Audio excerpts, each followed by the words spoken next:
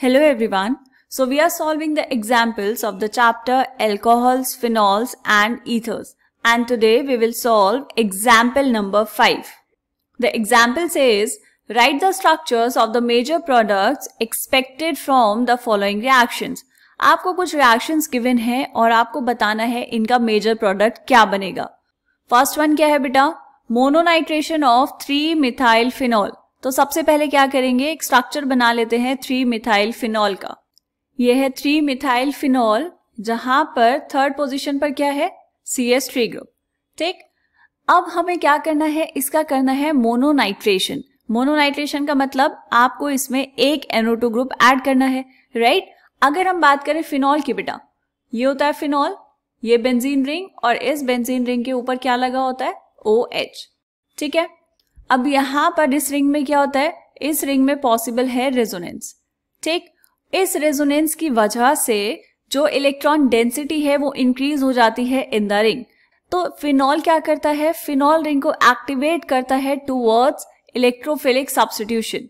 ये हम पढ़ चुके हैं, किसमें करता है बेटा, टुवर्ड्स इलेक्ट्रोफिलिक सब्स्टिट्यूशन. एक इलेक्ट्रोफाइल आएगा, आकर अटैक करेगा रिंग पर और एक हाइड्रोजन को सब्स्टिट्यूट कर देगा.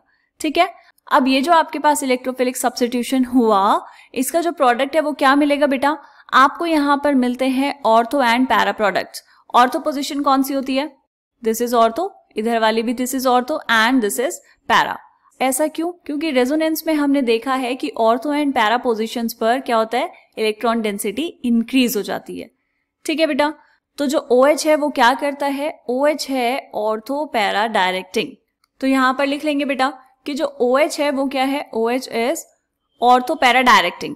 ठीक है, और ये रिंग को एक्टिवेट कर रहा है, कैसे, activate ring by resonance. Resonance के थ्रू क्या कर रहा है, रिंग को एक्टिवेट कर रहा है टुवर्ड्स इलेक्ट्रोफिलिक सब्स्टिट्यूशन. लेकिन अब क्या है, अब आपके पास यहाँ पर एक CH3 ग्रुप भी है. ये जो CH3 ग्रुप है ये क्या करता है बेटा, रिंग को एक्टिवेट तो करता है लेकिन किसके थ्रू करेगा, बाय हाइपर कॉन्जुगेशन. ठीक है, अब जो आपका फाइनल प्रोडक्ट बनता है बेटा वो गाइड होता है इस चीज से कि ज्यादा एक्टिवेटिंग ग्रुप कौन होगा. तो रेजोनेंस क्या करता है, ज्यादा स्टेबिलिटी प्रोवाइड करता है. देयरफॉर हम यहाँ पर जो प्रोडक्ट बनाएंगे वो हम बनाएंगे बाय यूजिंग OH. OH जहां कहेगा NO2 वहां आके लग जाएगा. ठीक है, तो अगर हम यहाँ पर क्या कर रहे हैं, मोनोनाइट्रेशन, तो मोनोनाइट्रेशन में कहाँ कहाँ लग सकता है बेटा OH. OH आपके पास लग सकता है ये ऑर्थो पोजिशन पर, ये दोनों ऑर्थो पोजिशन है, और ये है पैरा पोजिशन पर. इन तीनों जगह में से किसी एक जगह लगाएंगे, या तो यहां पर या फिर यहां पर या फिर यहां पर. ठीक है, तीनों जगह नहीं लगाना है बेटा, क्योंकि क्वेश्चन में आपको कहा गया है क्या करवाना है, सिर्फ मोनोनाइट्रेशन. मोनो का मतलब 1. तो यहां से आपको 2 प्रोडक्ट्स मिल जाएंगे. कौन कौन से, देखो, एक में हमने क्या किया, NO2 को लगाया पैरा पोजिशन पर. ठीक है, ये वाला तो ठीक है. दूसरा कहाँ लगाना है, ऑर्थो पोजिशन पर. अब ऑर्थो के लिए हमारे पास 2 ऑप्शंस हैं, या तो हम लगाए यहां पर या फिर हम लगाएं यहां पर.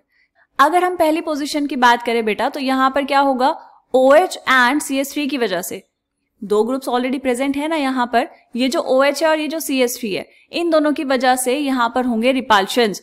तो इसीलिए जो ग्रुप है वो इस तरफ ना लगाकर हम कहां लगाएंगे, दूसरी तरफ. तो यहां पर आ जाएगा NO2. ठीक है, बात समझ आई. ओके, ये हमने क्या किया, ये था आपके पास फर्स्ट पार्ट. अगर हम बात करें बेटा सेकंड पार्ट की, सेकंड पार्ट में क्या पूछा है आपसे, आपको बताना है मेजर प्रोडक्ट जब हम करेंगे डाइनाइट्रेशन ऑफ 3-methyl phenol. ये बनाया था आपने 3-methyl phenol, इसमें करवाना है डाइनाइट्रेशन, मतलब 2 ग्रुप्स ऐड करने हैं अब. ठीक है, 2 NO2 ग्रुप्स आपको लगाने हैं 3-methyl phenol पे. कहाँ कहाँ लगाएंगे, एक ऑर्थो पे और एक पैरा पे. तो ये बनाया आपने 3-methyl phenol, इसकी ऑर्थो पोजिशन पर लगाएंगे.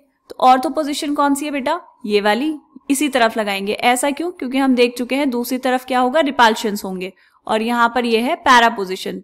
तो यहां पर आ जाएगा NO2. ठीक है, सेकंड पार्ट समझ आया. ये हमने बनाया मेजर प्रोडक्ट का स्ट्रक्चर. ठीक, इसके बाद अब हम देखते हैं बेटा थर्ड पार्ट. थर्ड पार्ट में क्या है, मोनोनाइट्रेशन ऑफ फिनाइल मिथेनोएट. अब आपको पता होना चाहिए कि ये जो आपको गिवन है फिनाइल मिथेनोएट, ये क्या है, इसका स्ट्रक्चर बनाए. पहले देखो, ये बनाया हमने phenyl methanoate, OC double bond O CH3. अब यहां पर क्या कराना है बेटा, मोनोनाइट्रेशन.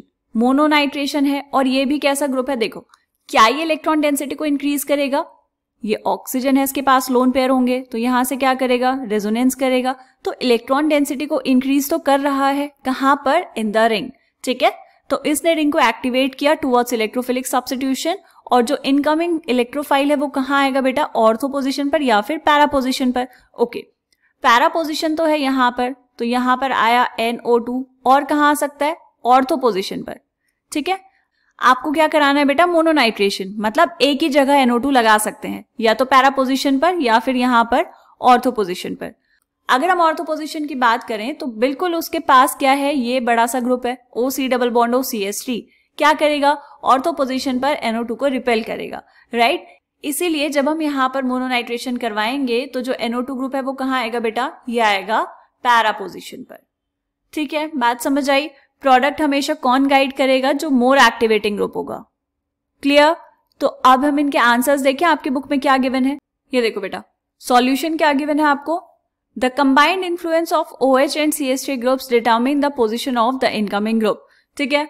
ए पार्ट का आंसर क्या है, दिस इज पार्ट ए, हमने भी यही बनाया बेटा, ये पैरा पोजिशन पर NO2 एंड ऑर्थो पोजिशन पर NO2।